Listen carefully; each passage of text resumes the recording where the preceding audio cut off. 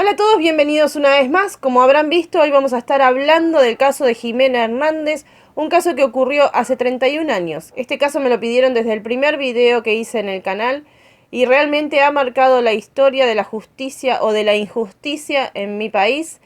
Espero que les sea de interés y que entre todos recordemos a esta pequeña. Empecemos. Jimena Hernández, una pequeña de 11 años, cuando esto ocurrió, era la hija de Norma Monfardini y Jorge Hernández y la hermana mayor de Lucía y Lucas. Cursaba el 6º grado del colegio Santa Unión de los Sagrados Corazones del barrio de Caballito, en la capital federal de Argentina.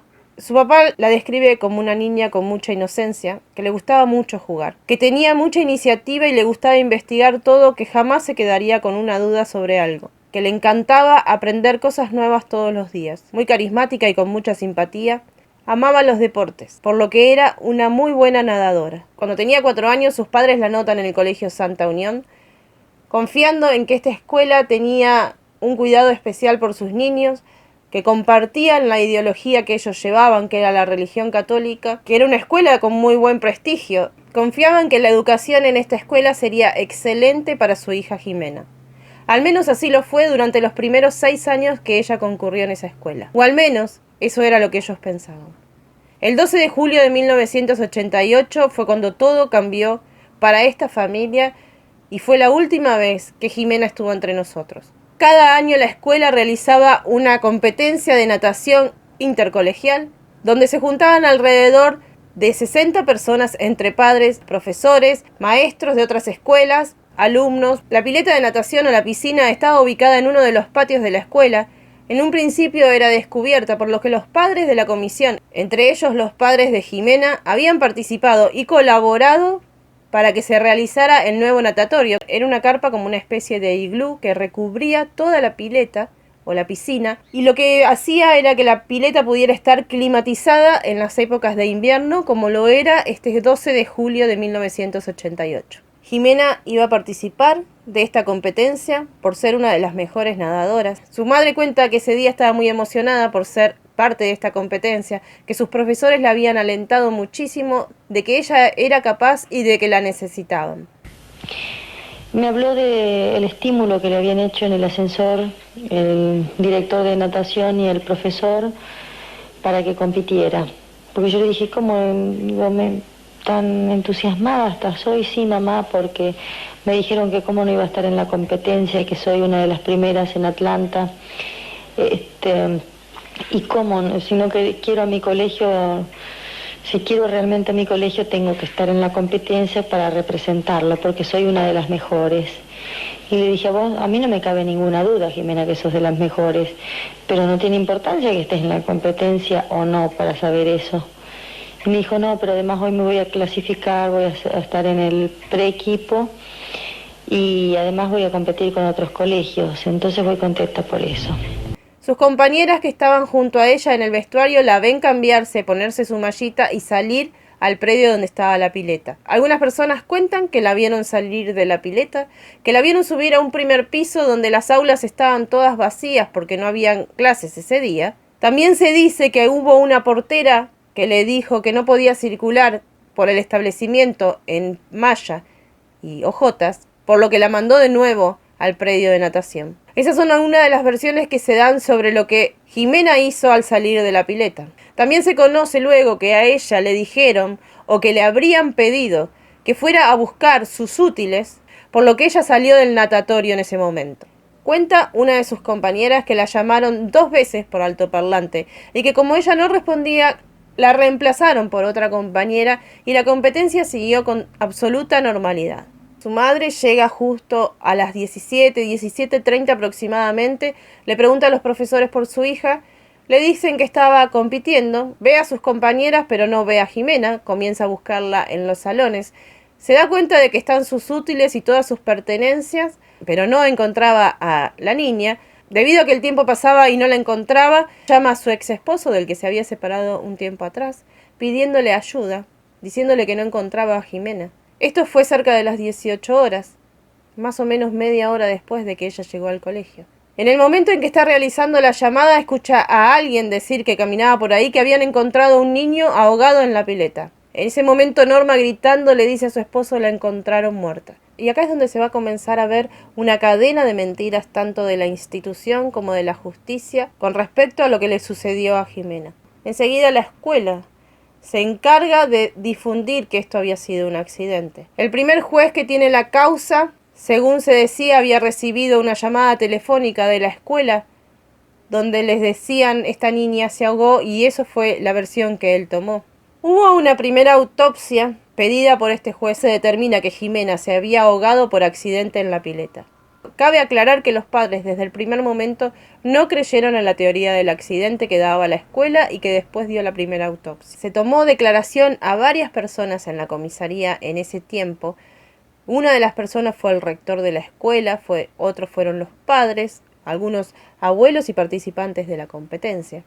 Norma cuenta que el señor Sobrino, el rector de la escuela en ese momento, daba algunos testimonios o tiraba indirectas diciendo que la pequeña se había quitado la vida porque sus padres se habían separado y que el rector estaba continuamente siendo asesorado por el abogado de la escuela.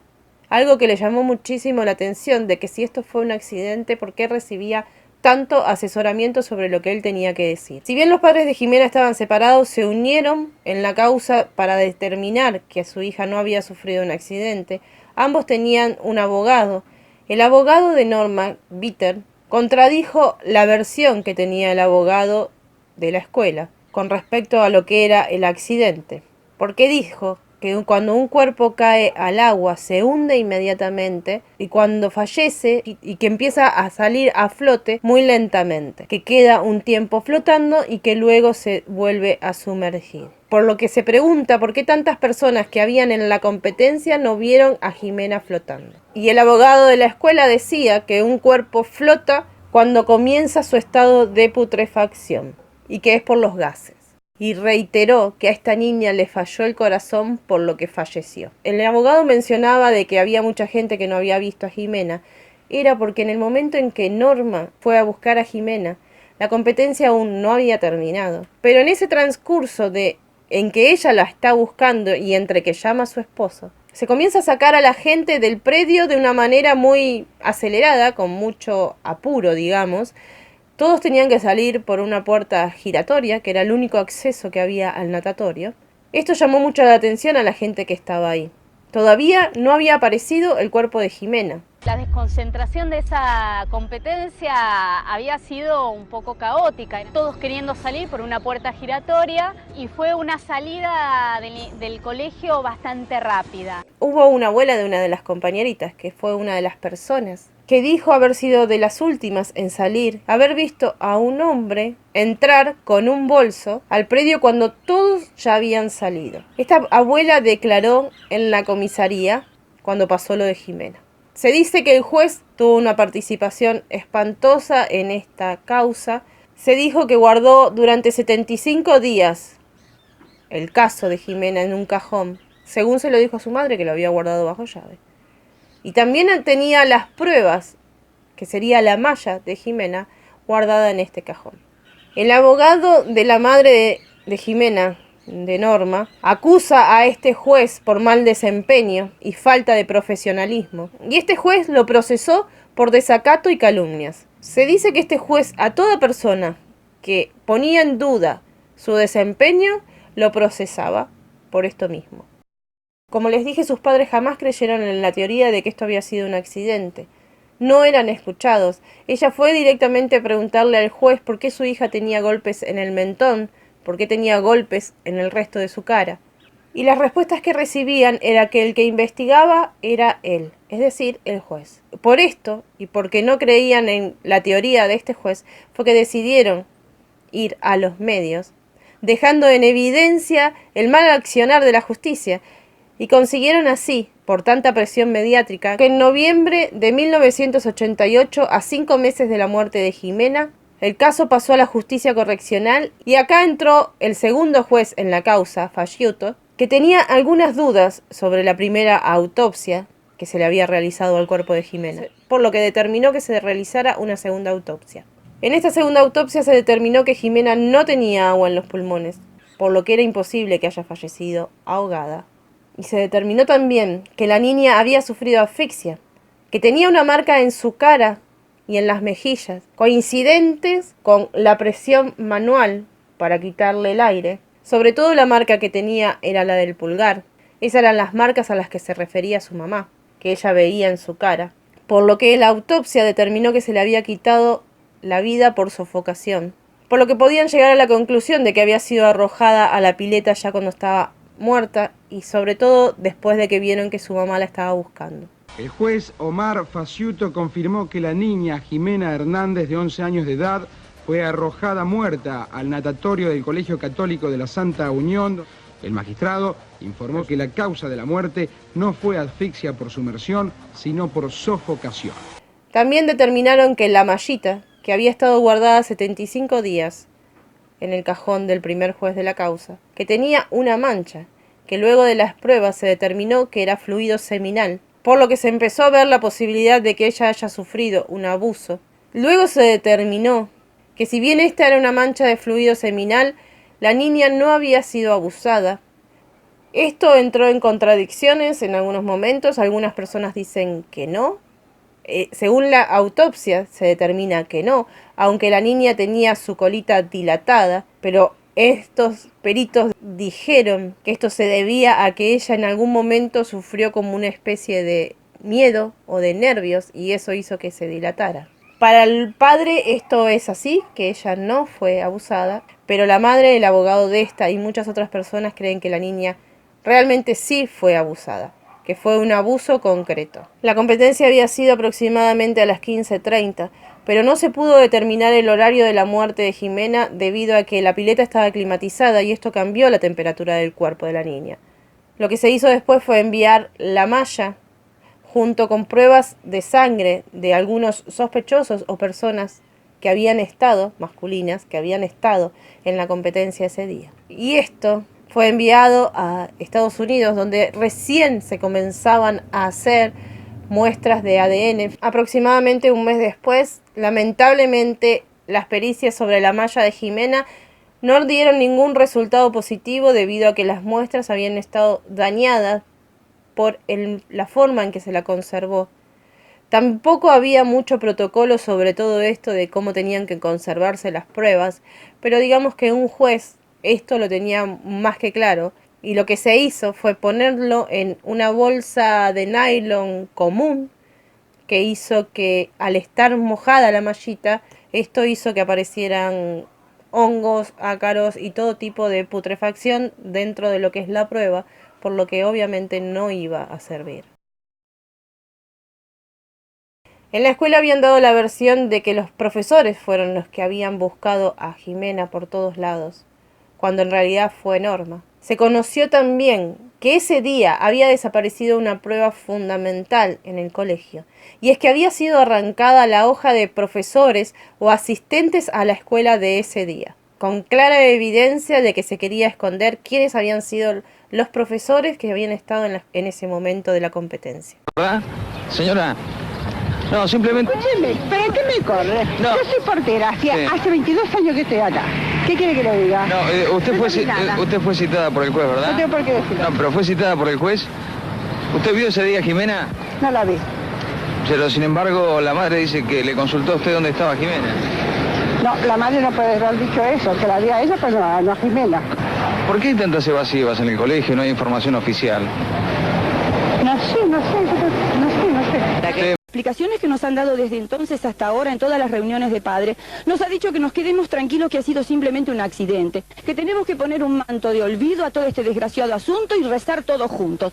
Claro que vamos a rezar todos juntos porque todos somos cristianos, pero también, aparte de rezar, tenemos que apoyar a la justicia y apoyar a las investigaciones para que todo esto salga a la luz. Y ahora que se va a dar un comunicado de prensa, ¿los padres van a poder hablar con las autoridades del colegio? Parece que no. Precisamente esta mañana nos citaron a las 8 de la mañana y luego nos dijeron que el abogado del colegio se había ido de viaje. Yo con el abogado del colegio no tengo nada que hablar. Yo tengo que hablar con el director y la directora y la representante legal y la persona que está a cargo de mi hija. Y no puede. Y no puedo. Como es esperado en todos estos casos, se comienza a ensuciar a la víctima y en este caso sin tener siquiera la delicadeza de darse cuenta de que es una niña de apenas 11 años. Se realiza una reunión de padres en la escuela en el colegio Santa Unión, para decirle o dejarlos tranquilos a los padres que esto se trataba de un caso aislado, de que en realidad la niña estaba teniendo como relaciones, o que ya a sus 11 años tenía ya desde antes relaciones con sus profesores, por ejemplo. Hubo una maestra que declaró y hacía hincapié en que ella era una niña desaliñada, que era una niña que no se cuidaba, que cuando pedía para ir al baño se demoraba un montón de tiempo sin ellos saber dónde iba, y que esto no le llamaba la atención que ella desapareciera de la escuela o de la vista de ellos. También se hicieron eco los medios sobre esto. ¿Usted qué edad tiene? 37 años. ¿Usted tiene hijos? Sí. ¿De qué edad? De 3 años y 8 meses y 2 meses. ¿Usted es católico? Sí. ¿De practicante? No. ¿Cómo se sintió usted cuando al paso del tiempo puede leer sobre la conducta sexual de una niña de 11 años? Eso es su letra. Esto merece una aclaración porque se toma fuera de contexto. En las resoluciones judiciales es muy habitual referirse al término conducta como un término de una situación producida por seres humanos que se prolonga en el tiempo. En este caso no quiere decir, cuando yo he dicho allí conducta sexual, en ningún momento significa que yo señalara que la niña había desarrollado voluntaria, consciente y satisfactoriamente una conducta sexual. Lo que significa es que hubo sí una reiteración de hechos y punto. No pretende más que eso. Pero eso lastima la imagen de una chica. Si acá están probando que la chica era virgen, lo acaban de decir el juez Falluto, lo acaba de decir el fiscal Cuantén. Es decir, ¿cómo usted a través de un fallo puede, cómo podríamos llamarle, manchar la imagen de una criatura de 11 años? La imagen de esta criatura no la he manchado yo. Los padres de la escuela tenían ideas divididas. Algunos tenían miedo de seguir mandando a sus hijos a esta escuela, pero tenían que hacerlo debido a que ya estaba a mitad de año. Y otros directamente apoyaban a la escuela y a la iglesia. Los padres tienen una reunión con una de las monjas, una escuela católica. Esta, según el papá de Jimena, le dicen que ellos saben que no fue un accidente, que saben quién fue también quien asesinó a Jimena, pero que no se lo pueden decir y que no se lo van a decir, que debía resignarse como buen católico y que el daño que se le estaba haciendo a la institución y a su fe debía parar. Luego de conocerse de que la muerte no había sido accidental, comenzaron a tejerse hipótesis sobre lo que podía haber pasado. Algunos decían que habían entrado o levantado la carpa, aquella carpa que cubría la pileta. La salida principal era la de la puerta giratoria y que la habían arrojado o la habían levantado la lona y que la habían hecho caer o rodar hasta la pileta por la parte posterior, es decir, el lado contrario a la puerta principal, cuando todo el mundo estaba saliendo. Otra de las cosas que se decía era que alguien había entrado por la puerta giratoria directamente con la niña en un bolso, que no había llamado la atención porque era una persona a la que era común verla en la escuela. El juez Falluto, cuando manda a hacer la reconstrucción, se determina que la carpa sí se podía levantar, algo contrario a lo que decía el juez anterior, que Jimena se ahogó porque nadie podía ingresarla a ella sin vida, que no se podía levantar la carpa porque perdería la presión. Y el fiscal, Cuantín, quien encaraba la investigación, determinó en la reconstrucción de que sí se podía haber ingresado el cuerpo de Jimena levantando la carpa. Cuenta una de las compañeras de Jimena que en ese momento, después de lo que pasó con ella, había un clima muy enrarecido en el colegio. Realmente el desempeño de la institución o de la iglesia en ese momento dejaba muchísimo que desear, porque ya que sabiendo lo que había pasado con la niña, seguían encubriendo a la persona que era responsable de esto. Y luego se pueden escuchar declaraciones como esta. Las monjas no tienen la culpa de que la chica se ahogara en la pileta. Y echarle la culpa, digamos, a la congregación me parece un poco como abusivo. Hay cosas que son parte de nuestra mentalidad argentina que a veces son como abusivas, ¿no? La justicia delimita culpables.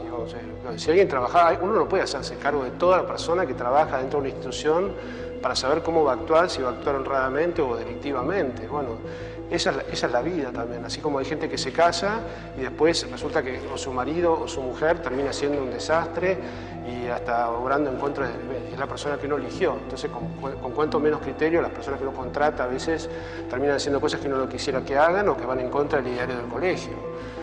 Y bueno, ese es el mundo de la vida, digamos, es tan complicado como la vida misma, ¿no? Jesús eligió 12 apóstoles y Judas era uno de ellos y lo terminó traicionando, qué sé yo, el mundo es complicado. Otra de las cosas que no se estaba haciendo es llamar a declarar, más allá de lo que dijo en la comisaría, a esta abuelita, María Ángeles Casas. Les repito, esta abuelita dijo haber visto entrar a un hombre al que puede reconocer, cuando ya todos estaban saliendo, entrar con un bolso, y que podía declarar y decir quién era, que lo podía reconocer, y que le pareció raro era que cuando todos estaban saliendo, él entraba. A esta señora María de los Ángeles nunca se la llamó a declarar. Se lo hizo recién, 6 años después, porque recién la llamaron, una semana después de que ella haya fallecido. Según el padre de Jimena, lo hicieron porque ya sabían que esta señora no iba a poder declarar, porque había muerto. Con respecto a estos bolsos, se dijo que eran los que portaban los andariveles que se colocan en la pileta, pero lo raro era que estos ya estaban colocados y el bolso estaba lleno, no es que iban a sacarlos para meterlos en los bolsos. Julio del 89, ya a un año de la muerte de Jimena, uno de los nombres que más se barajaba y que se creía sospechoso, sobre todo por los padres de Jimena, era el del profesor Oscar Bianchi, profesor de la escuela donde concurría Jimena, y que éste había tenido problemas en otras instituciones anteriores en las que ya había estado, y que en esas también había fallecido una joven. Esto lo dijo la mamá de Jimena, lo declaró ella, que ella lo había averiguado, porque había trabajado en el polideportivo de Parque Patricios, dice, donde también había fallecido una niña, de 11 años también, que fue encontrada en una pileta, al igual que Jimena. Es más, Norma dio el nombre de esta niña, que se llamaba Sandra Carmona, y que fue en 1987, un año antes. Es decir, que las coincidencias eran tantas que los padres no dudaron en sospechar de que Bianchi había sido el responsable. Oscar Bianchi, ¿usted asesinó a Jimena Hernández? No. Él acusó a usted prácticamente como el principal sospechoso en la muerte de su hija. ¿Usted qué opina? Que está muy equivocado, que es mentira. Además, este profesor conocía a Jimena desde años anteriores, había estado juntos, había sido su profesor de natación en la colonia en el año 87 y 88, en el verano del 87-88, algo que este sujeto luego negó, a pesar de que habían pruebas de que él había sido profesor ahí y de ella, que al menos no la recordaba, y dijo: siempre es más fácil que un alumno se acuerde de su profesor, pero que el profesor se acuerde de su alumno es más difícil. Y además, en una pileta puedo recordar a una persona, pero en la calle, vestidos, no sé. Para julio del 89, habían 10 sospechosos, entre Bianchi, el rector, los profesores, personal que trabajaba ahí, y una testigo que era María de los Ángeles. Y Norma acusaba también a otra persona, que era Pablo López, hijo del vocero del presidente en ese momento. Que el señor Pablo Ignacio López concurría al Colegio Santa Unión y era profesor del secundario. Y cuando murió Jimena, abruptamente desaparece. Que se había ido a refugiarse en el obispado de Añatuya, en Santiago del Estero, que lo protegían por el poder político y de la iglesia que tenía en ese momento. El fiscal descartó que López tuviera participación porque en realidad era una sospecha de una mamá. Y cuenta su hijo en la actualidad, Lucas, que en ese momento tenía 5 años, que a su madre muchas veces la trataban de loca, de que estaba desquiciada por el dolor. Mientras se hablaba de la hipótesis del abuso, que esa fue la causa de la muerte, su papá mencionaba que en esa escuela se traficaba con drogas y que por eso a ella la mataron, por haber visto algo que no tenía que ver. Esta es la versión del padre, versión que no comparte la mamá ni el hermano hoy en la actualidad. Él esto lo cuenta porque fue, irónicamente, el único encarcelado en toda la causa de Jimena fue su papá. Cuenta que en ese momento, cuando él estuvo en la cárcel de Devoto por un mes, se encontró con personas dedicadas al tráfico y dijo que uno de ellos le dijo en un momento, vos sos el papá de la nena, y le dijo, el de la escuela, que había ido a esa escuela muchas veces a buscar sustancias. El papá de Jimena también sufrió una campaña de desprestigio continuamente, tratándolo de que divagaba, de que no tenía cordura las cosas que decía. Luego de lo que pasó con Jimena, Bianchi se trasladó a la provincia de San Luis, según una periodista que lo iba siguiendo. Cuando se entera de que lo estaban buscando, él se retira y se va a otra provincia, y así continuamente cada vez que los periodistas se acercaban a él. Se dice también que ya estaba trabajando en otra institución con menores. También se menciona que a Bianchi se le hizo una pericia que determinó que tiene una inclinación hacia la perversión, y que a pesar de esto no hicieron absolutamente nada para investigar a este hombre, o que al menos no le podían comprobar absolutamente nada, porque no se estaba investigando. En 1991, en el programa de Mirta Legrand, un programa de años en la televisión argentina, Norma Monfardini menciona a estas alturas ya Bianchi, tengo entendido, violó otra nenita. ¡Ay, qué horror! Y en este momento está en Mendoza, tengo entendido. ¿Pero qué barbaridad? Lamentablemente... ¿Usted sabía eso, Frech? Me lo acaba de contar. Pero es impresionante. Perdón por interrumpirte. Sí, lamentablemente los asesinos siguen gozando de buena salud con todos los galardones que tienen que tener. Y la impunidad. Ahora, yo no sé, sí, como Bianchi tenía un auto nuevo, una casa a su disposición en San Luis, violó a una vecinita que se le cayó la pelota jugando la pelota. Pero qué cosa. Claro, yo no sé por qué no se investiga a fondo ese tema, por ejemplo. En esta causa, ya con un tercer juez, quien realizó más pericias e interrogatorios como a los docentes, a Bianchi como el principal sospechoso y a 6 personas más, a ninguno de estos se los llevó a prisión. Todos estos sospechosos eran personas que habían estado el día de la competencia en la escuela. Este Bianchi también dijo que él no había estado en la escuela y como había desaparecido esa lista de presentes, no se podía determinar si él había estado o no. Aunque hay gente que dice que sí lo vio, pero como dicen que él cambió su fisonomía porque el día de la competencia tenía barba, esto lo mencionó su papá, el papá de Jimena, y que luego al sacársela la gente como que se confundió y entró en duda. Todas estas personas en 1995 fueron sobreseídas por el 4º juez de la causa.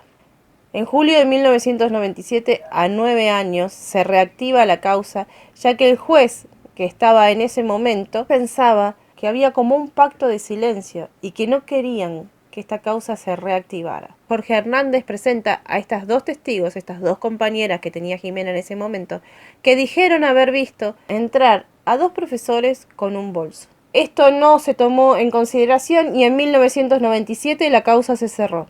En el año 2000, ya cuando se cumplían los 12 años de la muerte de Jimena, la familia pide que la causa no prescriba y la justicia aceptó esta petición. En el 2002, el abogado de la mamá de Jimena, Carlos Bitter, acusa a Jorge Hernández, con el que no tenía muy buena relación, lo acusa de calumnias e injurias, por lo que este es arrestado, saliendo del programa de televisión de Mirta Legrand y enviado a la cárcel de Caseros. 2007. La justicia se negó a un pedido de la familia de declarar el caso de Jimena como de lesa humanidad para que éste no prescriba. Y en el año 2007, a 19 años de la muerte de Jimena, se cerró el caso definitivamente. Como les dije antes, todas las personas imputadas en esta causa quedaron sobreseídas por falta de prueba, de manera temporal en un momento. Años después, el colegio cambió de nombre, dejó de llamarse Santa Unión de los Sagrados Corazones para llamarse Monseñor Dillon. Bianchi y otros sospechosos fueron sobreseídos, siguen haciendo sus vidas. La escuela pagó una indemnización por lo que se dice Norma cobró. Lucas, que hoy es abogado, presentó una medida cautelar para que los restos de Jimena no sean retirados del cementerio. Tiene la esperanza de que algún día su cuerpo pueda aportar pruebas por el material genético, debido a los avances de la tecnología y de la ciencia. Cree que podría llegar a conservarse en buen estado su cuerpo, que ya ha pasado, pero también está consciente de que no. 9 tomos, 4 jueces, 2 autopsias, más de 100 testigos, 10 imputados, ningún detenido. Ese es el resultado de la causa de Jimena. Ella es Jimena, una niña de 11 años que no tuvo justicia. Y esto es todo lo que les traje como datos por el caso. Si bien son muchos años de investigación, creo que todo rondaba siempre en lo mismo. Si me olvidé de algo importante y quieren dejarlo ahí en la caja de comentarios, bienvenido sea. Y sin más, me despido de ustedes. Hasta el próximo caso. Un beso enorme. Que estén bien. Chau. Tengo muchas imágenes de Jimena. Una imagen de ternura, de inocencia, una imagen de mucha energía y de mucho proyecto y de mucho futuro. Una imagen de una nena que luchaba todos los días por ser mejor persona. Tengo muchas imágenes, muchas conversaciones grabadas en mi mente con Jimena.